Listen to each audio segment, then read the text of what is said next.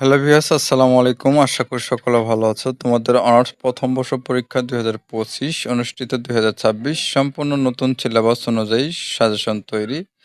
সকল বিভাগ আবাসিক। তোমাদের বিষয় তথ্য যোগাযোগ প্রযুক্তি। তোমাদের যেকোনো ৮টি প্রশ্নের উত্তর দিতে হবে এখান থেকে। ১. আইসিটি সেক্টর কেরিয়ার সুযোগসমূহ বর্ণনা করো। ২. জিপিটি কি এর কার্যপ্রণালী ব্যাখ্যা করো। ৩. হার্ডওয়্যার ও সফটওয়্যারের মধ্যে পার্থক্য দেখাও। ৪. বাংলাদেশে ফ্রিল্যান্সিং এর সম্ভাবনা আলোচনা করো। ৫. র্যাম ও রোমের মধ্যে পার্থক্য লেখো। ইন্টারনেট এক্সপ্লোরার ও নিরাপত্তার সমস্যা আলোচনা করো। আধুনিক যুগে ফ্রিল্যান্সিং জনপ্রিয় হওয়ার কারণ বর্ণনা করো। রিপ্লেস ও ফাইন্ড এর মধ্যে পার্থক্য লেখো। অপারেটিং সিস্টেম কি? ডাটা ম্যানেজমেন্ট ও স্প্রেডশিটের গুরুত্ব বর্ণনা করো। ওয়ার্কশিট প্রিন্ট করার আগে প্রিন্ট প্রিভিউ অপরিহার্য উৎকৃতি স্বরূপে যুক্তি দাও। একটি আকর্ষণীয় ফ্রিল্যান্সিং প্রোফাইল তৈরি করার ধাপগুলো লেখো। টুলবার ও মেনুবার মধ্যে পার্থক্য আলোচনা করো। ১৪. চার্ট ও গ্রাফ এর পার্থক্য বর্ণনা করো। ৫. ম্যালওয়্যার এবং ভাইরাসের মধ্যে পার্থক্য লেখো।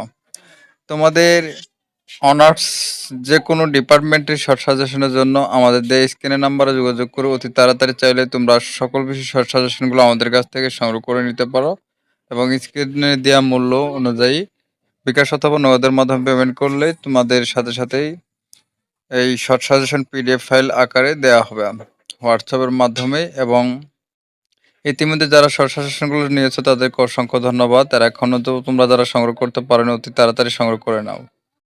আর তোমাদের এই শর্ট সাজেশনে থাকবে ১৫টি, সেখান থেকে ৮ থেকে ১০টি 100% আমরা গ্যারান্টি সহকারেই দিয়ে থাকি। ওখান থেকেই কমন থাকবে ৮ থেকে ১০টি। ১৬. কৃত্রিম বুদ্ধিমত্তা কি? কৃত্রিম বুদ্ধিমত্তা এর সুবিধা ও অসুবিধা বর্ণনা করো। ১৭.